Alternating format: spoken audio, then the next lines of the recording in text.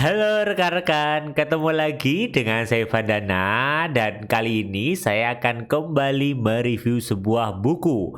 Buku yang akan saya review kali ini kayaknya pas bagi rekan-rekan yang mungkin sering merasa lupa, mudah lupa gitu ya. Entah lupa menaruh kunci, lupa meletakkan handphone dan sebagainya.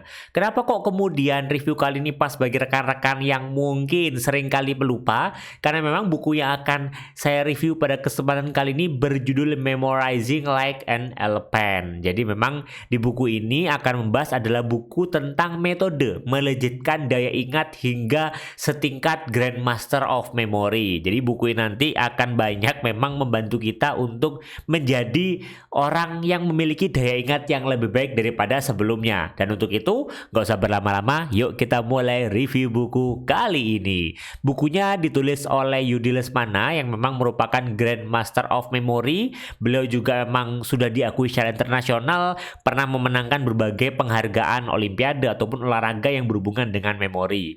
Ya memang di saat ini beliau adalah seorang pakar memori, penulis dan memang sering diminta untuk menjadi pembicara di beberapa kesempatan. Ia memang terkenal juga sebagai seorang praktisi di bidang daya ingat dan sekarang dia itu berada di peringkat pertama di Indonesia untuk kategori tadi itu olahraga daya ingat serta 76 dunia. Nah saat ini Pak Yudi Lesmana ini bersama dengan istri dan kolega-koleganya mendirikan sebuah organisasi yang namanya Indonesia Memory Sport Council yang merupakan sebuah asosiasi yang mengatur dan mengelola terkait kemampuan, kompetisi, daya ingat yang ada di Indonesia. Bukunya ini tentang apa sih? Mungkin saya sudah sempat tadi share dikit kepada rekan-rekan bahwa buku ini pas buat teman-teman yang sering melupa. Memang di buku ini nanti akan membahas dalam menjalani kehidupan kita sehari-hari. Pernah nggak sih kita tuh gampang lupa? Atau mungkin kadang-kadang tiba-tiba lupa aja gitu tentang barang-barang kita lupa nomor, lupa PIN mungkin, dan juga yang lainnya. Atau mungkin kita punya rekan, saudara, kakak, adik, anak mungkin yang itu punya memori yang rendah gitu. Sehingga mau nginget barang itu kayaknya susah banget karena sering kali lupa dan sebagainya. Bahkan mungkin ketika sekolah, ada pendidikan, melupakan pelajaran, baru aja diingetin sudah lupa. Nah, buku ini sebenarnya akan membantu kita untuk kemudian meningkatkan dan melatih daya ingat kita dengan cara kita mengingat sesuatu. Karena mengingat sesuatu itu bukan kemampuan bawaan sejak lahir, tapi itu adalah skill yang bisa dilatihkan. Dan buku ini akan memberikan gambaran cara-cara melatih daya ingat kita itu seperti apa. Secara umum, kalau terkait gambaran isi bukunya, buku ini akan terdiri dari beberapa bagian. Tapi yang menurut saya itu menjadi esensi dan memiliki kesan tersendiri bagi saya ada 4 poin.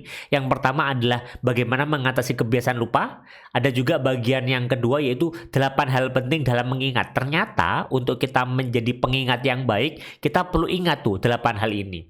Setelah itu, kita akan mulai membahas juga kaitnya dengan metode. Di sini di bagian ketiga ada metode rantaian. Dan di bagian keempat akan dibahas tentang metode lokasi. Yuk kita sekarang bahas yuk masing-masing bagian ini bahas apa sih? Nah yang pertama di bagian ini ada penjelasan tentang bagaimana mengatasi kebiasaan lupa. Ya memang kalau kita berbicara lupa ini adalah suatu kebiasaan yang sebenarnya itu rutin terjadi mungkin dalam kehidupan kita sehari-hari. Karena pekerjaan kita banyak, kan aktivitas kita banyak, jadi kadang itu tiba-tiba lupa. Saya itu harusnya apa ya tadi itu? Harusnya apa yang saya lakukan? Kunci saya di mana gitu.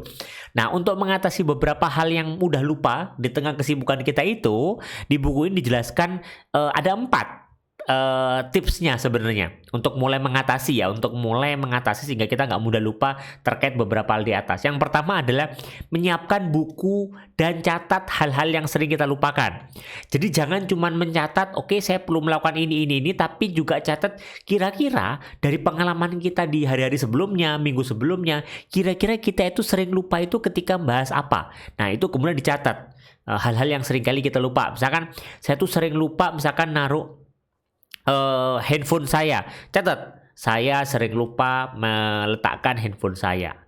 Terus apakah cukup kita mencatat? Nah, setelah kita sudah mencatat hal yang biasa kita lupa, baru di bagian kedua kita jalankan. Yang pertama, biasakan untuk mengatakan dalam hati ketika kita menaruh hal-hal yang biasa dilupakan itu.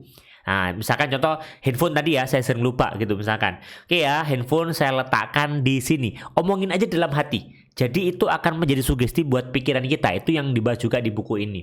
Jadi katakan aja dalam hati, nggak usah keras-keras disebutin juga, karena pasti orang jadinya kayak aneh. Masa naruh barang aja lapor ke siapa? Nggak jelas lapornya ke siapa. Tapi katakan dalam hati, apa barang yang akan biasa kita lakukan itu yang kita lupakan itu kita katakan aja, oke, handphone saya taruh kamu di meja, katakan dalam hati. Setelah itu yang ketiga, kita juga bisa menggunakan clue atau petunjuk di sekitarnya. Nah, misalkan diinget-inget, misalkan tadi, oke, saya meletakkan handphone, saya letakkan selalu di sebelah laptop saya atau komputer saya, sehingga nanti itu mempermudah kita untuk mengingat di sebelah mana ya laptop atau misalkan di sebelah mana ya handphone saya, gitu. Nah, yang keempat yang juga nggak kalah pentingnya di bagian ini adalah cukup istirahat, karena ternyata kalau kita kurang istirahat, daya fokus kita itu akhirnya juga berkurang. Kalau fokus kita berkurang, ya kita jadinya akan lebih lupa.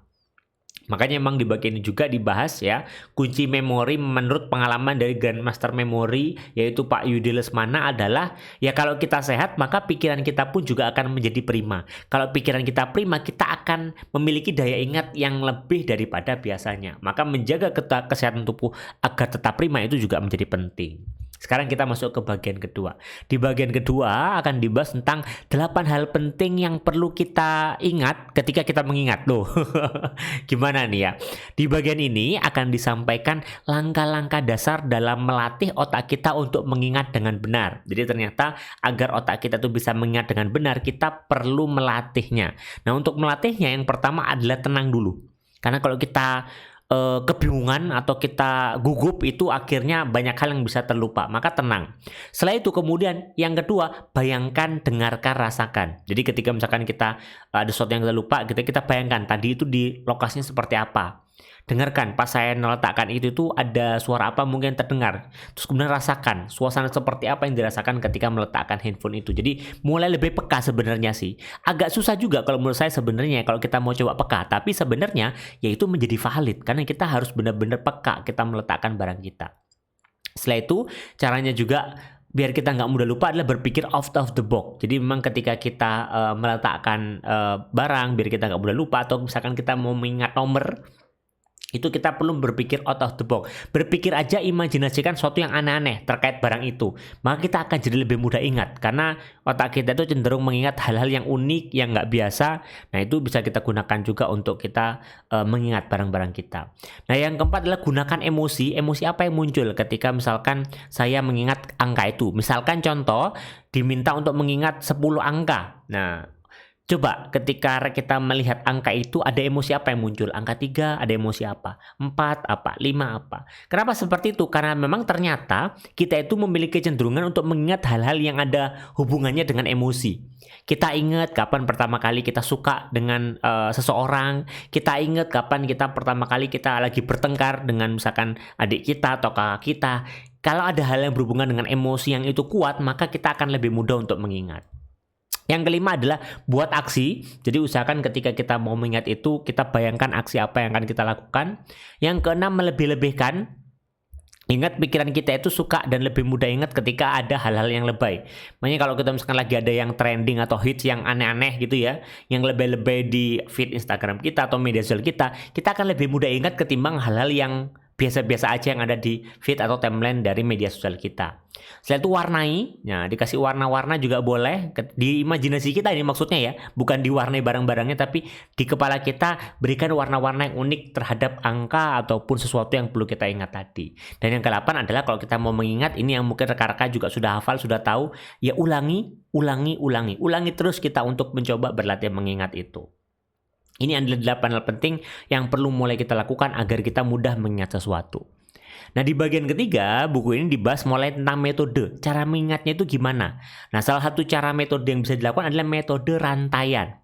Di bagian ini akan dibahas metode paling dasar dalam mengingat, yaitu metode rantaian. Kenapa sih kok metodenya itu disebut metode rantaian? Ya karena terinspirasi dari bentuk rantai yang mengikat antara satu bulatan dengan bulatan yang lainnya. Loh, terus kalau disuruh dalam hubungannya dengan mengingat, apa hubungannya rantai dengan mengingat? Nah, kalau di buku ini dibahas bahwa salah satu cara yang bisa kita lakukan agar kita lebih mudah ingat adalah kita merantai informasi.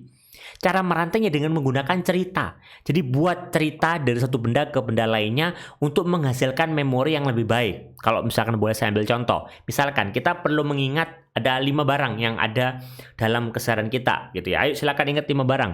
Yang pertama adalah charger. Itu ya, charger. Yang kedua adalah speaker. Nah, speaker seperti ini.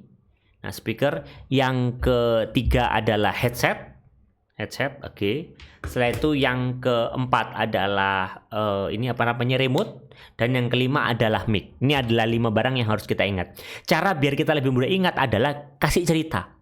Pada suatu pagi saya membawa charger gitu ya, dan kemudian pergi ke kamar. Di kamar itu saya melihat ada speaker, dan di speaker itu, di samping speaker itu ada juga headset yang sedang akan saya gunakan. Saya gunakan headset itu dan kemudian saya letakkan di sebelah saya, di mana juga ada remote televisi. Remote televisi ini saya gunakan untuk menonton televisi, dan kemudian saya merekam suara saya menggunakan mic. Nah ini, jadi kita membuat cerita dalam imajinasi kita, tidak perlu diceritakan, tapi misalkan kita mau mengingat hal itu, kita akan lebih mudah ingat. Ini aja saya tadi praktek tuh asal gitu rekan-rekan, saya ingat bahwa 5 barang yang harus saya ingat adalah yang pertama adalah charger, yang kedua itu adalah speaker, yang ketiga itu adalah headset atau headphone, yang keempat adalah remote, dan yang kelima adalah mic. Saya jadi lebih mudah ingat. Kenapa? Karena saya menggunakan cerita. Dan pastikan untuk menghasilkan memori yang lebih baik, buat rangkaian cerita yang unik, lucu, dan berharga, sekaligus membahagiakan atau juga bisa menyedihkan. Karena itu yang akan membantu kita untuk daya ingat. Nah, silakan tadi dipraktekkan. Kalau tadi saya praktek pakai menggunakan 5 barang, nah tinggal dilatih 10 barang, 15 barang, 20 barang dengan menggunakan cerita tadi. Dan harusnya rekan-rekan akan menjadi lebih mudah ingat ketika menggunakan rangkaian-rangkaian cerita tersebut. Nah, di bagian keempat juga dibahas, selain tadi dibahas tentang metode rangkaian, juga ada yang namanya metode lokasi. Nah, seperti namanya, memang di bagian itu membahas tentang metode yang paling powerful sebenarnya. Karena katanya metode lokasi ini yang paling powerful dan membuat kita lebih mudah mengingat. Metode ini di dunia itu dikenal juga dengan nama Loci Method atau Memory Place gitu ya. Cara menggunakan metode ini adalah dengan memastikan dulu benda atau sesuatu yang perlu kita ingat. Contoh misalkan tadi ada charger gitu ya yang mau diingat. Terus kemudian buat cerita. Nah, dibuat cerita sama seperti tadi saya sudah buat ceritanya di bagian sebelumnya ketika menggunakan metode rantaian gitu. Nah, kemudian setelah ada ceritanya, nah tempatkan imajinasi yang ada di cerita itu berdasarkan lokasi. Jadi diperjelas lagi dengan yang namanya lokasi. Hubungkan setiap cerita-cerita di mana ada bagian barang-barang yang perlu kita ingat tadi dengan lokasinya. Karena fungsi lokasi ini ada 2. Yang pertama adalah mencantolkan informasi, kita lebih ingat karena kita membayangkan lokasinya. Yang kedua adalah mengurutkan informasinya. Sehingga ketika kita diminta untuk menghafal sesuatu, kita akan jadi lebih mudah untuk mengurutkan sesuai dengan yang kita hafalkan tadi.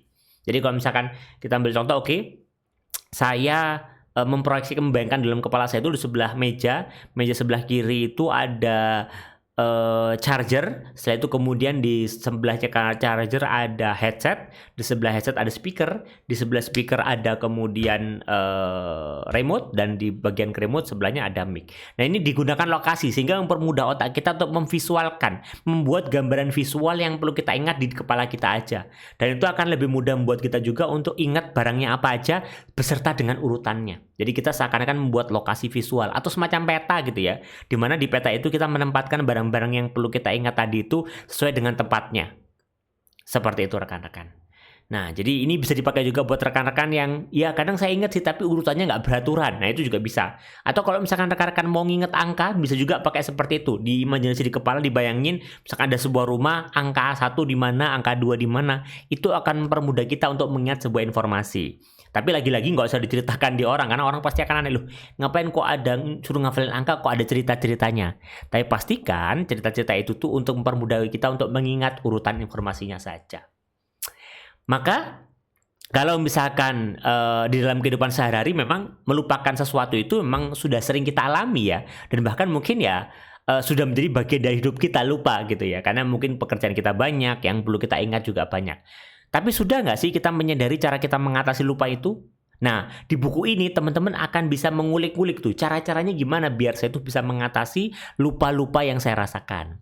Atau bagi rekan-rekan yang saat ini itu punya kendala dalam mengingat sesuatu atau mengingat pelajaran, materi, kuliah mungkin atau misalkan mengingat SOP-SOP yang ada di perusahaan mungkin dan pingin dapat tips langkah-langkahnya gimana cara mengurangi biar nggak mudah lupa atau biar lebih daya ingatnya lebih bagus, maka buku ini dapat menjadi salah satu hal terbaik yang perlu teman-teman jadikan sumber bacaan dalam hal mengingat dan meningkatkan kemampuan memori yang ada dalam diri kita. Karena sekali lagi, kemampuan mengingat itu bukan bakat, tapi dia hasil dari pelatihan. Artinya, setiap orang itu bisa untuk memiliki daya ingat yang baik selama dia tahu cara mempelajarinya. Mungkin itu rekan-rekan yang bisa saya bahas di review buku kali ini. Moga-moga bermanfaat dan sampai ketemu di review buku selanjutnya.